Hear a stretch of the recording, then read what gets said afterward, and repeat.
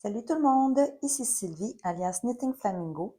Aujourd'hui, j'avais envie de vous montrer plus précisément comment j'utilise les épingles en poule afin d'éviter d'avoir à écrire mes rangs ou à tout le temps les compter.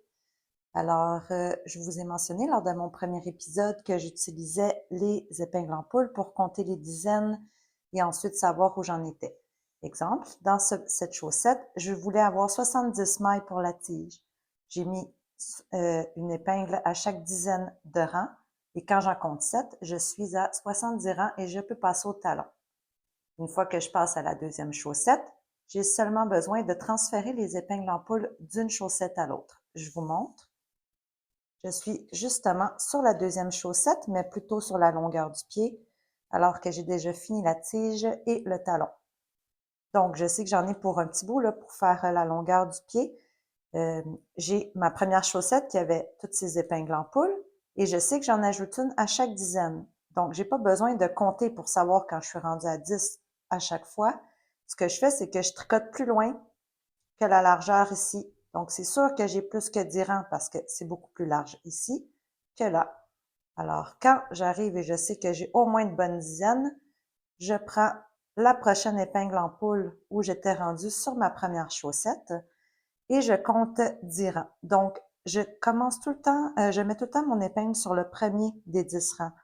Alors, je compte 1, 2, 3, 4, 5, 6, 7, 8, 9, 10 et je mets dans le premier brin de la maille. Je pourrais le mettre au complet dans la maille et je pourrais aussi mettre toutes mes épingles à partir du rang 0.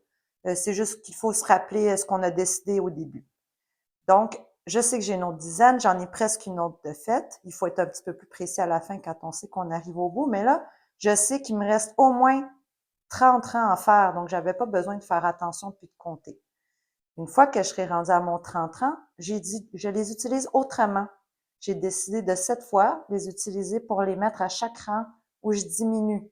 Donc, sur la deuxième chaussette, j'ai plus besoin de me demander après combien de rangs dont il faut que je diminue ou que je fasse des mailles ensemble. Dans le cas ici où je fais un bout de pied rond. Donc, attention ici, là, je vous montre pas comment c'est supposé d'être fait une chaussette ou quoi que ce soit. C'est vraiment pour vous montrer l'utilisation de l'épingle en poule. Donc, c'est ça, une fois que j'arriverai au rang, une fois rendu au bout du pied, quand je serai rendu au rang où il y a l'épingle en poule, je saurai que c'est un rang de diminution. Ainsi de suite jusqu'à la fin, quand il n'y a plus d'épingles sur une des chaussettes, c'est que la deuxième est également terminée. Laissez-moi un commentaire si vous connaissez d'autres trucs, j'aimerais beaucoup les connaître. Merci.